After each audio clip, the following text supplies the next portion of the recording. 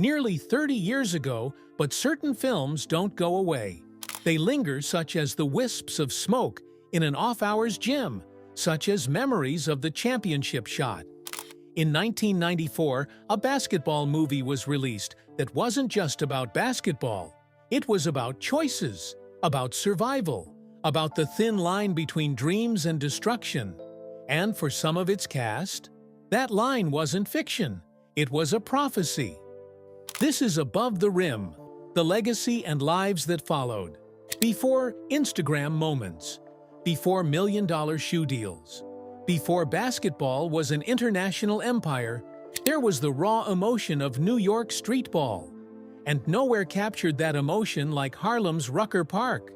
This was basketball. This was war. This was art. This was survival. And it was during 1994 that director Jeff Pollock decided to bottle that lightning in a movie that would turn out to be much, much more than just another sports film.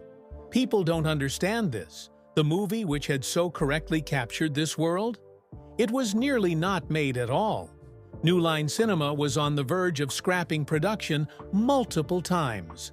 Budget issues, script issues, and then there was casting an individual rapper with some real-life legal issues that were starting to overshadow his increasing fame.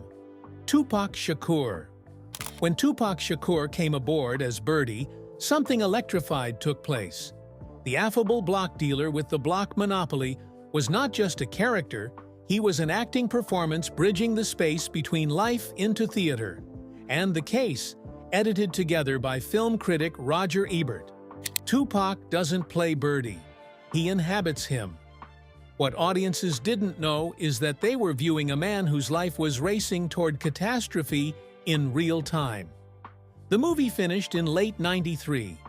Tupac would be shot 5 times in a recording studio robbery exactly 1 year later. By '96, he'd be deceased for good, killed in Las Vegas at the age of 25. The Birdie character, calculating, manipulative, charismatic, is some of Tupac's finest work. Whatever happened to the rest of that fabled cast? The stories that ensued would be almost as tabloidy as the film itself. Would you have thought that one of the stars would go from bankruptcy to makeover? That another would find his best success after being shown on screen as a homeless individual with some minutes of exposure? Or that the leading man in the movie possessed real NBA potential before the call of Hollywood? Duane Martin.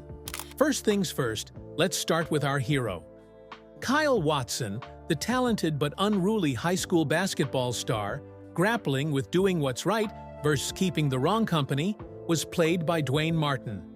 What helped make Martin so real taste on the court? Here's something no fan knew. Duane wasn't just an actor. Before Hollywood, he was actually a baller, a star at NYU, who even got signed by the New York Knicks for a little while before coming to LA hoping to become famous as an actor.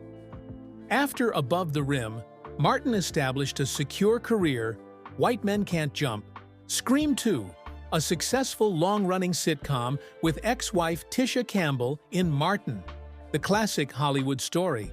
Things never quite turn out as planned. Campbell and Martin were bankrupt with $15 million worth of debt by 2016. Celebrity marriage fell apart in pieces after 22 years, leaving tattered public allegations behind.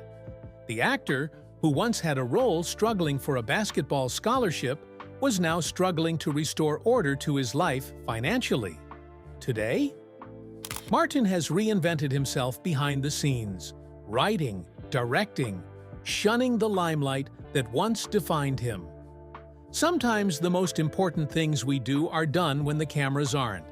When we talk about standout performances in Above the Rim, there is one character who carried the emotional weight of the entire movie on his shoulders. A man haunted by his past, trying to outrun ghosts that pursued him home. Leon Robinson. Leon Robinson, or simply Leon, as he's professionally known, provided Thomas "Shep" Shepard with a quiet desperation that fueled the entire film. The former great ball player who departed the hood following tragedy and returned years later as a security guard at his former high school. That distant stare, that unspoken pain. Leon didn't merely play Shep's trauma, made you experience it. What's most impressive about Leon is the stability of his career. Never a household name, he's built one of Hollywood's most respected careers, from Cool Runnings to The Five Heartbeats to playing David Ruffin in The Temptations. Did you know he was the Like a Prayer video beau that caused all that commotion? That memorable performance nearly cost Madonna the Pepsi endorsement contract. Leon now fronts the reggae band Leon and the Peoples, touring the globe and still accepting solo acting roles. Unlike most of his contemporaries, he steered clear of the Hollywood scandals and missteps that so marred the careers of so many others. Sometimes the best Hollywood stories aren't meteoric rises or crashing falls. Sometimes they're stories of durability, the ability to remain relevant decade after decade in an industry that typically spurns talent like yesterday's garbage. If any of this actor's post-Riviera career moves totally nobody could have predicted back in 1994, it's the guy who brought comedy to this urban drama. The actor who played Kyle's homie, Boogaloo, the die-hard but troubled one. Marlon Wayans, still 21 when Above the Rim was released, far from being the oldest of what soon became a joke dynasty from which comedy feared no one. As Boogaloo, Marlon demonstrated some early hints of his comedic timing, but also some auguries of the dramatic scope he'd eventually reveal. His character's devotion to Kyle, even when he's tantalized by Birdie's gang, built some of the movie's most lasting scenes. In the wake of Above the Rim came the Wayans explosion, Don't Be a Menace, Scary Movie, White Chicks, The Wayans Bros, TV sitcom. They didn't merely move into Hollywood, they took over, devising a recipe for African-American comedy stardom that is still being followed today. Marlon surprised critics in 2000 with his unforgettable performance in Requiem for a Dream, proving that he was far more than the hilarious Wayans. The past couple of years have been emotionally challenging for Marlon. Losses of his father Howell in 2023 and mother Elvira in 2020. On social media, he shared his grieving process with unprecedented openness, exposing facets never hinted at by his early career as a comedic actor. Today, Marlon keeps pushing limits, acting, writing, playing dramatic roles, and still performing stand-up comedy with the same high-energy enthusiasm that first caught Hollywood's eye some 3 decades ago. Talking about scene-stealing performances in Above the Rim, reference can't be made to the man who played just one scene, literally minutes of screen time to leave an impression audiences would never forget. Bernie Mac. Bernie Mac played Flip, a homeless guy who hung out around the basketball courts, looked nuts, but had street smarts beyond his means.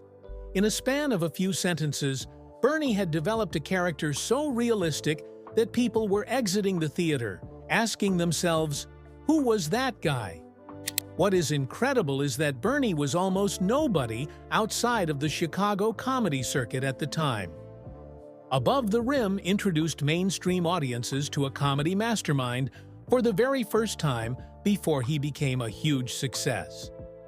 5 years later, Bernie embarked on the original Kings of Comedy tour, releasing a set so explosive it caught Hollywood's attention. The Bernie Mac Show followed, which ran for 5 seasons and was nominated for Emmys and won a Peabody Award. His catchphrase, "I ain't afraid of you motherfuckers," wasn't a punchline. It was a lifestyle. Bernie made jokes about things comedians wouldn't touch, complete with swagger defining his career. Bernie Mac died in 2008 after complications from sarcoidosis, a chronically inflamed condition for which he silently battled for about 3 years, only 50. The star, who played otherwise forgotten homeless in Above the Rim, died as a hero whose memorial attracted thousands of visitors, as it featured big names such as Samuel L. Jackson and Chris Rock, and then presidential candidate Barack Obama. Above the Rim was greater than its stars. The supporting cast of the movie was comprised of faces that later became infamous for the wrong reasons.